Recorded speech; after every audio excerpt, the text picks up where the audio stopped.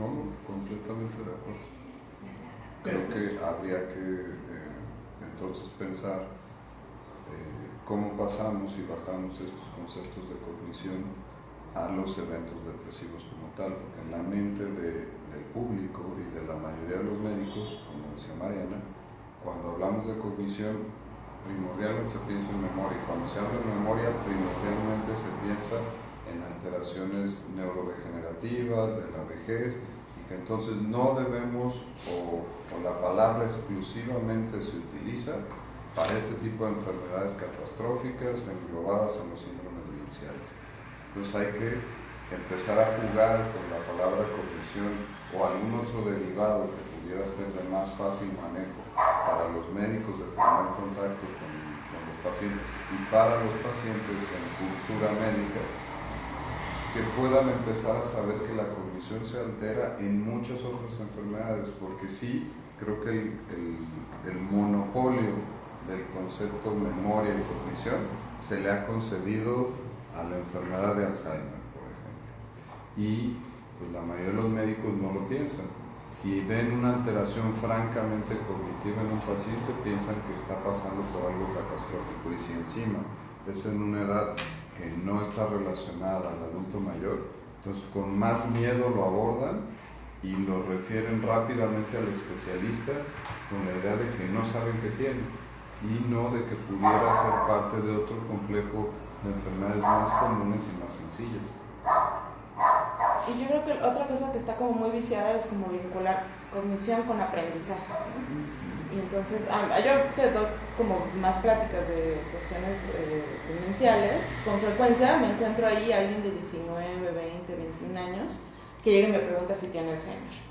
Entonces, la pregunta es, ¿por qué piensas que tienes Alzheimer? Es que me tuve que salir de la escuela porque no aprendo, no logro pasar mis materias, o mi mamá se la pasa regañándome porque no puedo subir mis calificaciones, y yo creo que tengo Alzheimer porque no logro aprender, o porque cada vez se me olvidan más las cosas. Entonces, la siguiente pregunta es, ¿y desde cuándo te empezó a pasar esto? Mis papás se divorciaron, no troné con mi novio, o me llevo súper mal con la gente que está en la escuela. Entonces, cuando uno empieza a rascarle, muchos de estas personas que por lo menos a mí me ha tocado que se aproximen, en realidad lo que tienen es como de base un problema afectivo, ¿no? Pues son súper jóvenes y dicen, no puedo aprender, y me dijeron que los que tienen problemas de memoria tienen Alzheimer. Entonces es memoria, aprendizaje, Alzheimer, como la línea directa, ¿no? Y es muy fácil como que esta gente se dé por vencido. Ahora estoy pensando en una chica que me pidieron que diera una plática en el metro, entonces era como pararse ahí en medio del metro y todo médico, ¿no? Y entonces, pero fue una cosa bastante interesante porque pasaba la gente, o sea, era el mundo real, ¿no?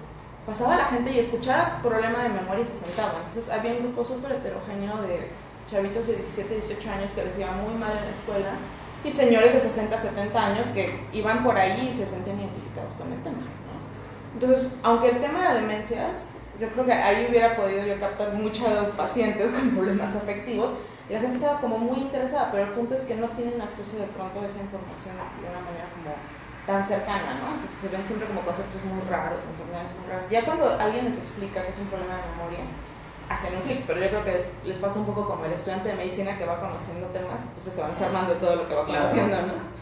Entonces acá es lo que a mí me pasa, cuando me piden esas pláticas, el que viene y escucha y siente que tiene Alzheimer por esa relación tan directa con el aprendizaje. A nosotros nos pasó en 2006, abrimos la clínica de memoria de Médica Sur, que era con una intención de hacer un tipo check-up de memoria con una resonancia magnética, algunos estudios de laboratorio, evaluaciones del neurólogo, del psiquiatra y del internista, y pruebas neuropsicológicas. Y el 70% de las quejas subjetivas de memoria que llegaban a la clínica de memoria eran trastornos afectivos y trastornos de ansiedad.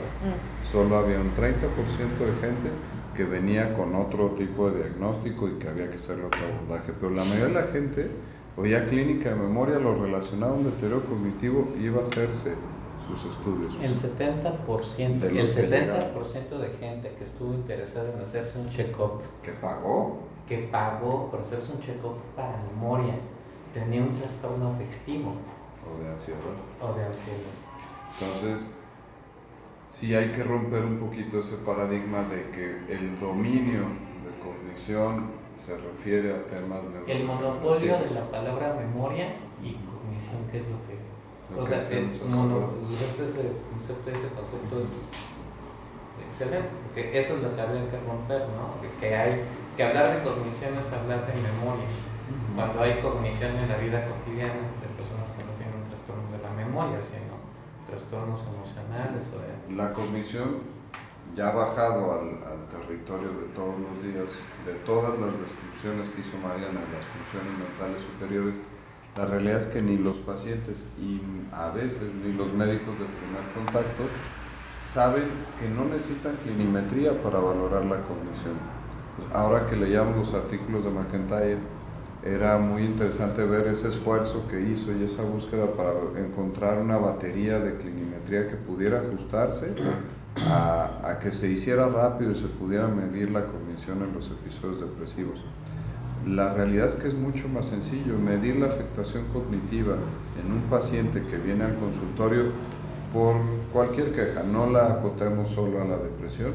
Es bien fácil midiendo la funcionalidad del paciente previa contra lo que está funcionando en este momento.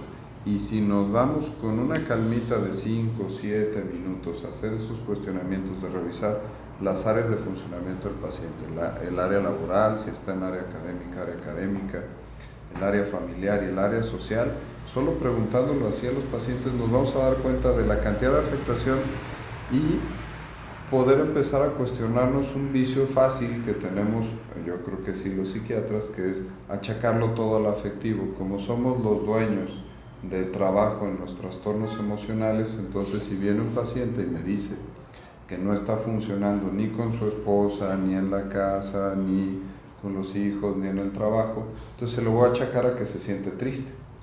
Y ahí me voy a quedar y mis evaluaciones siguientes de mi tratamiento van a ir encaminadas a saber cómo va la tristeza.